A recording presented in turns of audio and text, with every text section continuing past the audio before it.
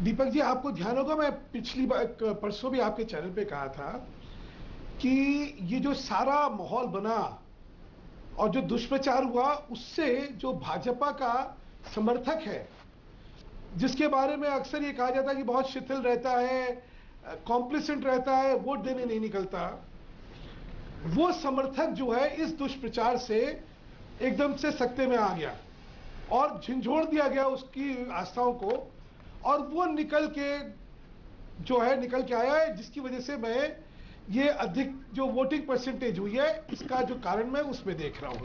यानी प्रभु और मुझे ये बड़ा शुभ संकेत दिखता है। मेरा अपना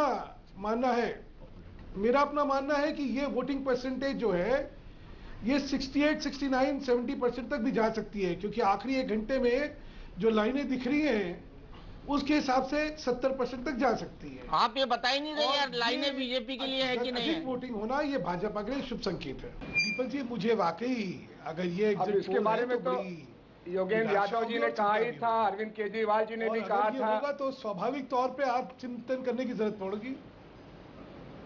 सिर्फ आत्मचिंतन से काम चल जाएगा? तो इसलिए जो है इंतजार होगा। स्वाभाविक है कि हार अगर होगी तो चिंतन करना ही पड़ेगा, और चिंतन करके दोबारा फिर कैसे स्थिति को ठीक करना है इसका करना पड़ेगा। लेकिन मैं कहते रहा कि आखिरी मौके तक, जब तक कि चुनाव के परिणाम ना आ जाए, तब तक इनको सत्य मानना शायद अतिशोक्ति हो जाएगी। सुधांशु जी, मैं अनुज बोल रहा हूँ। प्रचार के दौरान कई लोग बीजेपी के कार्यकर्ता ऐसे भी मिले, ऐसा कहने वाले कि पिछले 7-8 महीनों में एक तरफा होने के नाते पार्टी ठीक से चल नहीं रही है, कुछ करंट देने की जरूरत है, और कार्यकर्ता भी करंट देने में लगा हुआ है। क्या आपके भी सुनने में ऐसा कुछ कहीं आया था?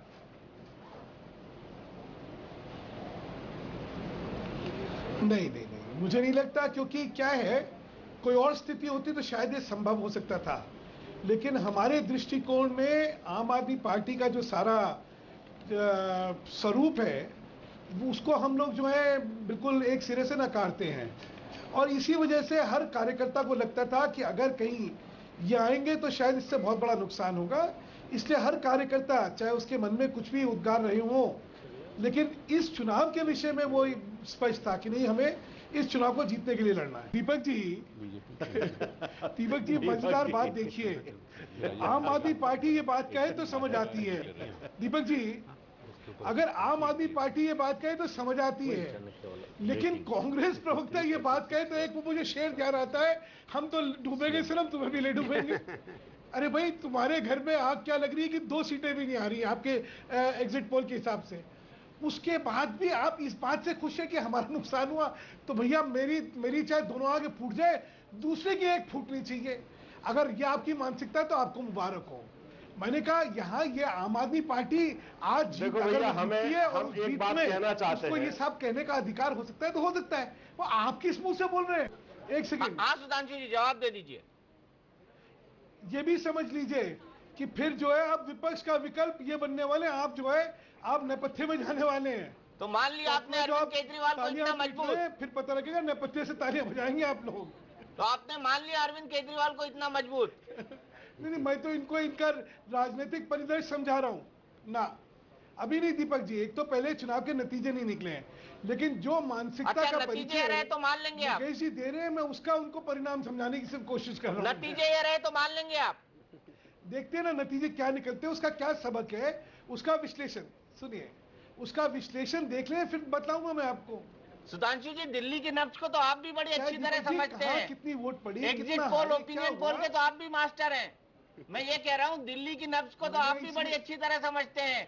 एग्जिट पोल, ओपिनियन पोल के तो आप भी चैंपियन है, मास्टर हैं। तो मुझे आपका भी सेफोलॉजिकल एनालिसिस बता दीजिए। वो नहीं बताएंगे। चौरसिया जी बहुत ज्यादा दुखी है। मित्तल जी, आप पूछ लीजिए, उनका अंतर्मन जानने की कोशिश करिए। बहुत चौंकाने वाले नतीजे हैं, बहुत चौंकाने वाले नतीजे होंगे। सुनिए, अगर यही नतीजे होने वाले तो ये वाकई चौंकाने वाले नतीजे होंगे, और ये वो नतीजे होंगे जिसकी कि हमारी कल्पना नहीं है, स्वाभाविक तौर पे नहीं है, क्योंकि हमारा मानना है कि परिदृश्य कुछ और है।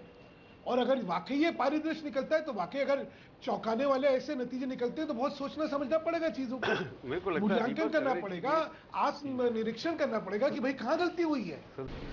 दीपक जी, मैंने कहा मैं ये सारा विश्लेषण चुनाव के नतीजे आने तक रोकना चाहूंगा, लेकिन अगर यही चुनाव का विश्लेषण आने वाला है तो वाकई गंभीर गलतियां हुई होंगी, क्योंकि जिस पार्टी को 60 सीटें लोकसभा में मिली थी, 46% समर्थन मिला था जनता को, वो अगर 34-33% पे आके रुकने वाली है तो इसमें वाकई सोचने वाली बात तो होगी ना, और कोई गंभीर गलतियां भी हुई होंगी।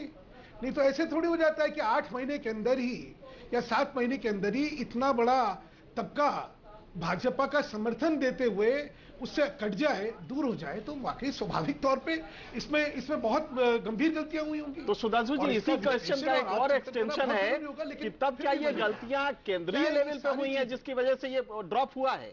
क्योंकि पूरा जो शो था वो केंद्रीय लेवल पे था कि सेंट्रल लीडर्स लड़ रहे थे, तो क्या ये माना जा सकता है कि अगर ये गलतियां हुई हैं तो सेंट्रल लेवल पे सेंट्रल लीडरशिप को लेकर कहीं जनता में नाराजगी थी?